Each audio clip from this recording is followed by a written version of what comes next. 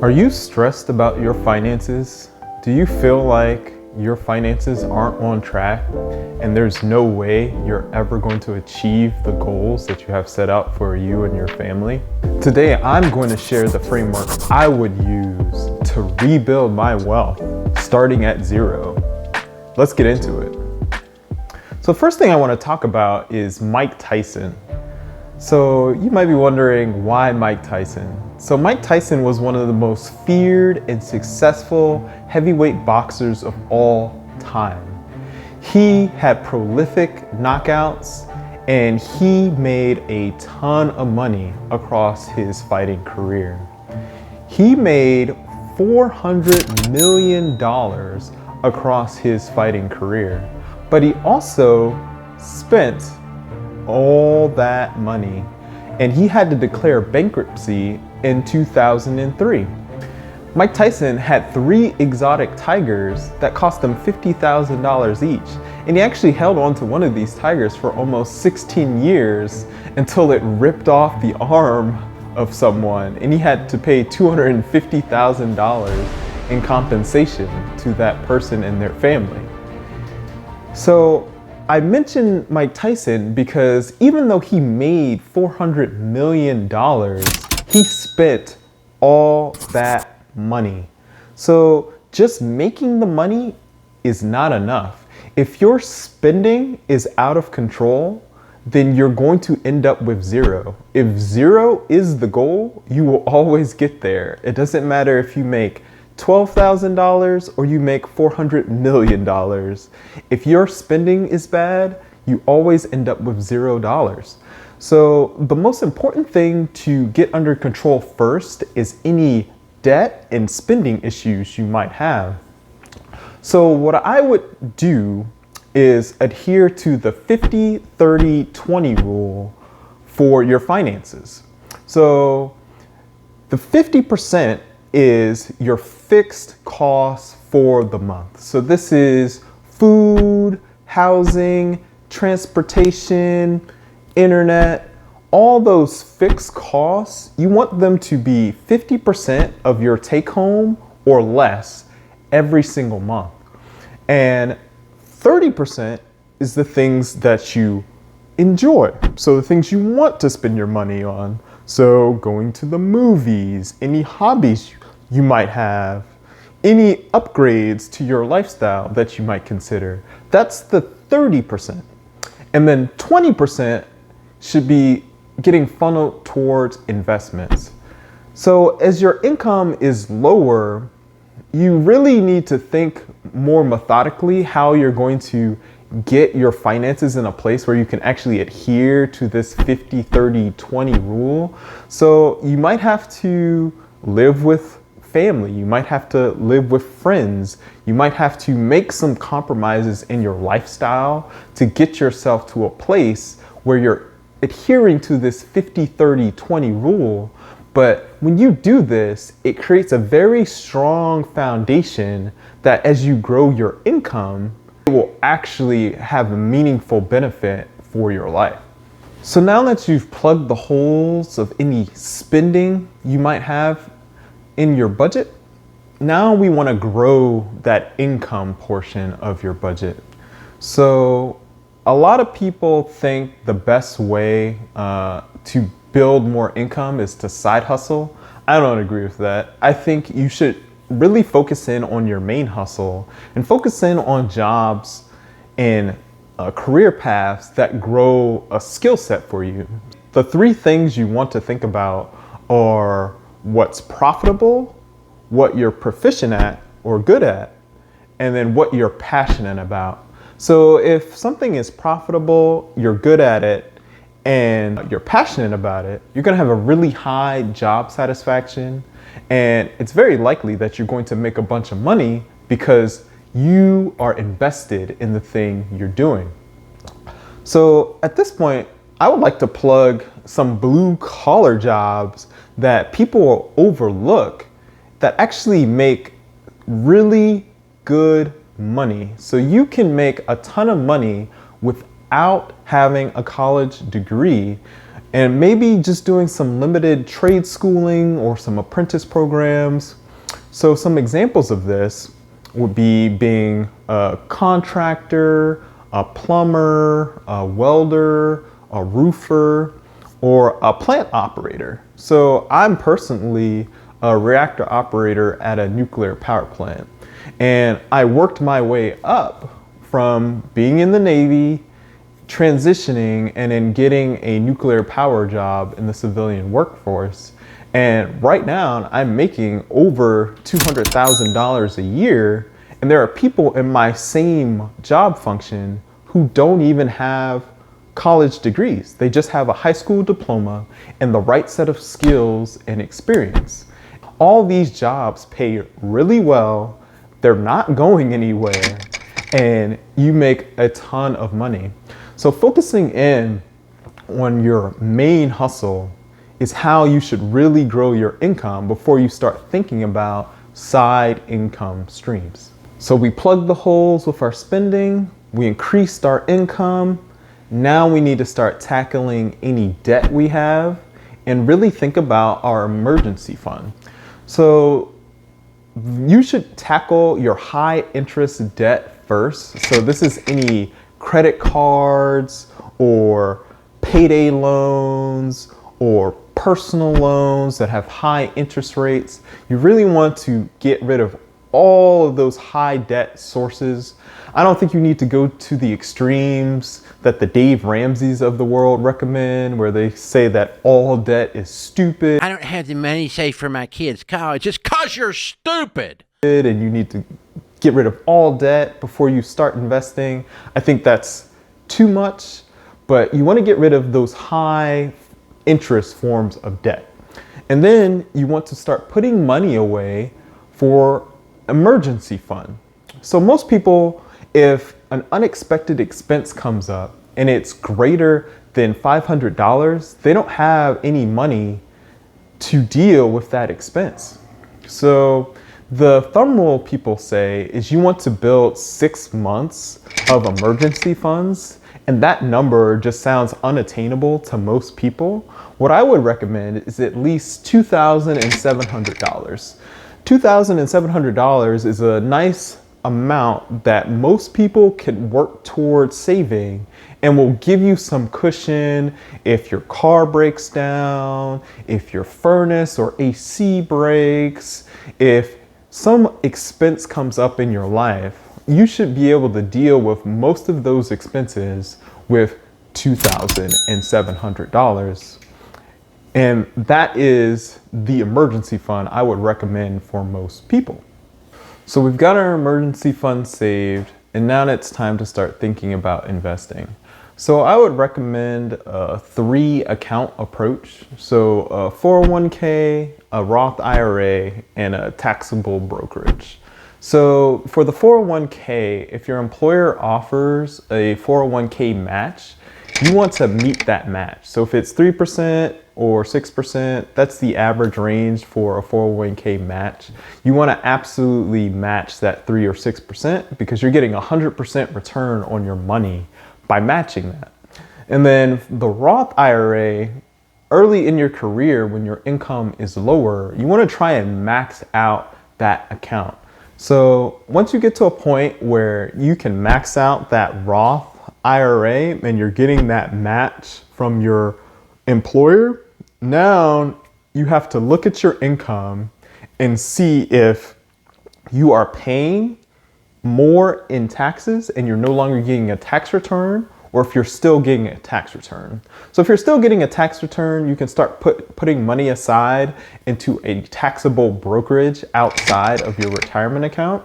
And this just gives you some financial flexibility to make those larger purchases in your life, like a house or a kid or moving or whatever. So having that taxable brokerage outside of your retirement account, you can pull money out from that account and spend it on the things that you want: vacations, homes, children. And then you can also pull money out of your Roth IRA, but you can only pull out the contributions. If you pull out any of the gains from your Roth IRA, that will be penalized. So that Roth IRA and that taxable brokerage are giving you that flexibility in your everyday life. And then that 401k match is giving you that long-term retirement piece. And then as your income grows, if you start owing taxes, this is where you should start putting more money aside into your 401k, and specifically a traditional 401k. So as you put that money aside into your traditional 401k, it will actually lower your tax bill. And you can do this as your income climbs to try and offset how much money you're giving to Uncle Sam. And at some point, you're gonna hit the income limits for the Roth IRA, and you will no longer be able to contribute to it. So you definitely want to try and get your contributions to your Roth IRA done early in your career. So once you're at that point where you can't contribute to the Roth IRA, you're starting to max out what your contributions are to your 401k to lower your tax bill, and anything extra that you can put aside into your taxable brokerage, all these things should be growing together. And if you're looking for a strategy that you should be employing in these accounts, I actually break down the best strategy you can use in all three accounts in my other video about the secrets big brokerages don't want you to know. So if you're doing this investing across 4 to 7 years, you're probably going to be getting promotions and little bumps in your pay as you go along. And you really just want to keep investing any additional money that comes into your budget. You don't want to have that lifestyle creep that can occur with additional inflows of money. You want to set that additional money aside as an additional amount that you're investing and not using it to increase your fixed costs or increase your spending on the things that you want. You want that 20% piece of the 50-30-20 to start growing as you get those additional inflows of cash. So now we should be about 4 to 7 years into our financial journey here.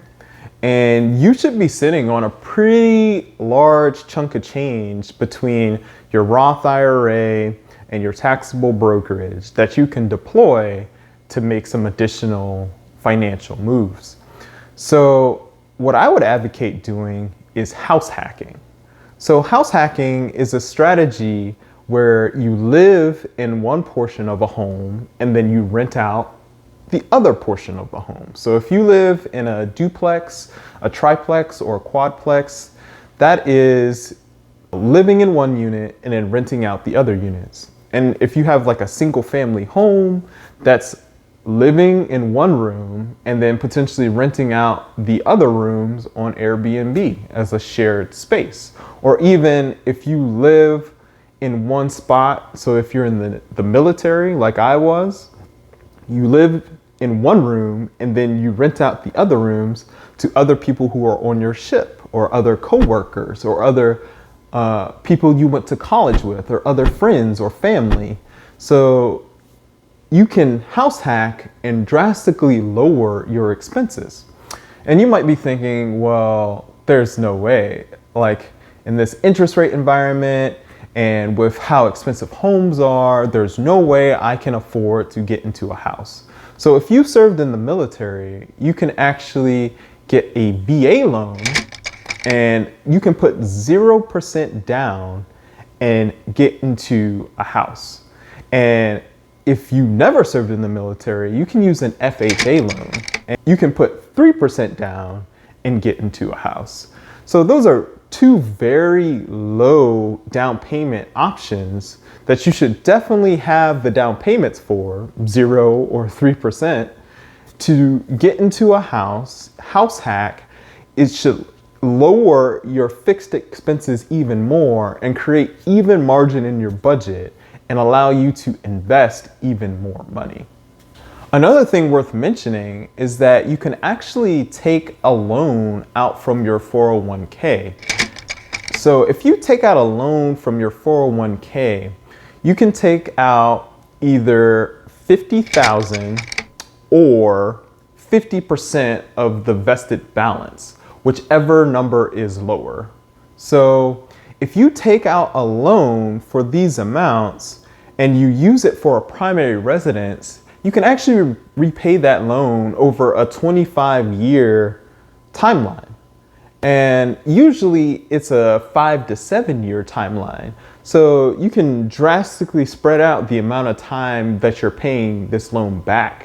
And when you take out this loan from the 401k, it's like you're paying the loan to yourself. So you're paying the loan to yourself with interest over time.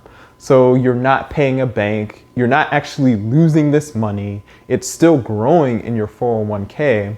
And this is an excellent strategy to come up with that initial down payment to get that first house and repay yourself and not lose any of the capital that you've built up to this point in your career. So I would repeat this process of house hacking as many times as I could before I was no longer able to. So maybe you get a spouse or children or whatever, and just moving from place to place to place and living situation to living situation becomes so inconvenient that house hacking is no longer on the table. So you should keep house hacking until your spouse is yelling at you, "We're not moving again. I'm done with this. We're staying here." And until that happens, you can do this every 1 to 3 years and keep adding to your portfolio and then renting out the space that you just left. So the home you left becomes an investment property. So now you have this asset that's going to be growing in value over time, and you have additional income that you've stacked up that's going to help you purchase more properties in the future and securing an even stronger financial position for you and your family. So the limit that you're going to reach is that you can only have 10 loans in your personal name. So if you have a spouse, you could put 10 loans in your name and you could put 10 loans in your spouse's name. So you could have up to 20 properties. But I mean, a lot of people don't do that planning ahead of time, where they plan to put 10 in one spouse's name and 10 in the other spouse's name, and they put both names on the deed for the home. So if you do that, you're limited to 10 total. So if you do that planning ahead of time and you know that you're going to continue with this strategy for some period of time and you're aligned with your spouse being the best investment you can ever make in your life, if you have that alignment, then you can get to 20. And if you don't know if you want to scale that big, then you'll get to 10. And once you're there, this is where you have to get a bit more strategic about what you're investing in. So this is where you start having to do DSCR loans, so debt service coverage ratio loans.